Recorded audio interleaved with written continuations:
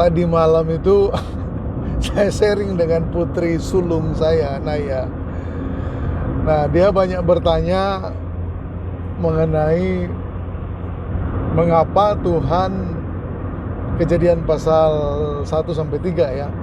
Mengapa Tuhan menghadirkan pohon terlarang di Taman Eden? Sekalipun kita tahu bahwa tentu saja itu adalah sebuah bagian Alkitab yang sebenarnya figuratif, betul saudara ya. Nah, cuman kan dia bagi anak-anak seusia dia kelas 7 itu menarik karena dia berpikir kenapa kok Tuhan menghadirkan pohon terlarang itu. Jadi kalau manusia makan bukan salah manusia dong. Ya, saya coba mencari jawaban-jawaban yang ringan sekalipun Naya sebenarnya sudah sangat terlatih untuk berpikir kritis. Kita tahu bersama pesan firman Tuhan di bagian itu bahwa ketaatan menjadi bernilai, ketaatan menjadi berharga bukan karena ketiadaan godaan, bukan karena ketiadaan tarikan dunia ini untuk menjadi serupa dengan dunia dan berbuat dosa. Kita juga jangan menjadi, saya jelaskan ke dia, ambil contoh, kamu lagi puasa, puasamu itu bernilai, berharga. Itu bukan ketika kamu suruh orang jangan makan di depan kamu. Justru kamu, puasamu menjadi berharga ketika ada orang yang nawarin kamu makan. Makan yuk, naik, ya kan. Justru ketika orang tawarin kamu makan dan kamu bilang, enggak, saya nggak makan hari ini, saya lagi komitmen puasa. Justru itu puasa menjadi berharga, menjadi bernilai. Ya, bukan restoran kamu suruh tutup supaya orang nggak tergoda masuk restoran. Itu bukan puasa namanya. Ya kan, itu ya kamu karena disuruh puasa sama Tuhan, kamu marah sama Tuhan. Cuman kamu nggak berani marah sama Tuhan, kamu marah sama orang-orang yang bikin kamu jadi batal puasa. Nah, kurang lebih ceritanya kayak gitu. Tapi yang menarik akhirnya saya pakai analogi gini. Kak, tempe itu kan sehat, tempe itu bagus ya. Kalau kamu, Tuhan kasih kamu tempe, kalau kamu makan tempe saja, itu sehat banget, itu bagus banget buat tubuh kamu. Nah, tapi Tuhan kan nggak mau kamu itu menjalani kehidupan hanya tahu soal tempe. Lebih tepatnya mungkin bukan hanya tahu soal tempe, tetapi ya di sekitar kamu Tuhan izinkan ada daging lemak babi. Dan ini nggak bagus, ini nggak sehat. Nah, komitmen kamu untuk hidup sehat, makan tempe itu menjadi berharga karena di sekitar kamu ada godaan untuk meninggalkan tempe dan makan daging babi, lemak babi itu. Nah, kalau kamu ngalami itu, Tuhan perhadapkan sama kamu tempe dan daging lemak babi untuk hidup sehat, kamu makan apa? Kamu pilih apa? Naya dengan meyakinkan, ya saudara pasti udah bisa tebak, dia jawab, ya aku pilih daging babi, lemak babi lah Pak. Kan bukannya itu sehat? Dalam hati saya berpikir, salah pilih contoh ilustrasi nih kayaknya.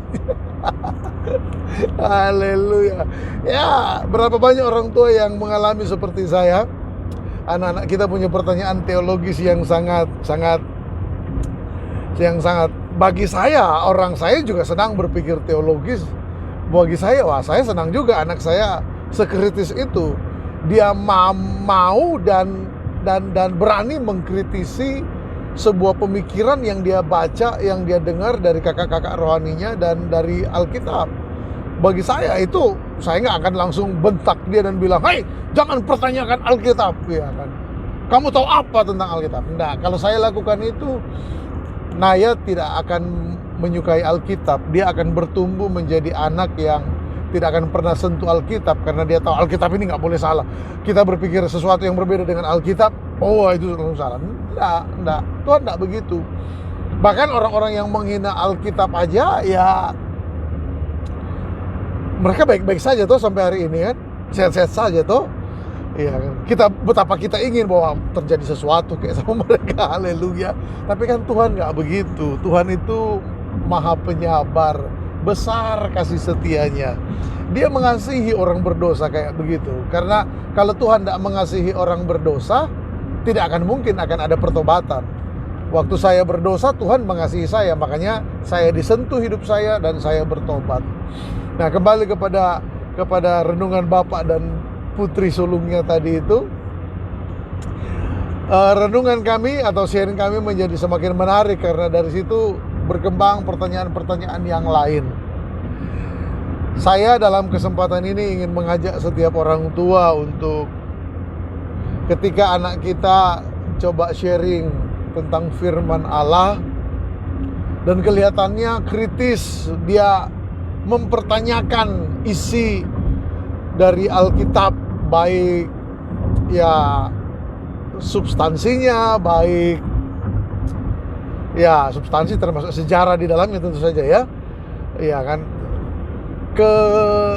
apa tuh namanya tuh, kenormalan logika penulisan Alkitab. Janganlah kita respon langsung dengan amarah, karena nanti dia justru akan antipati dengan kita.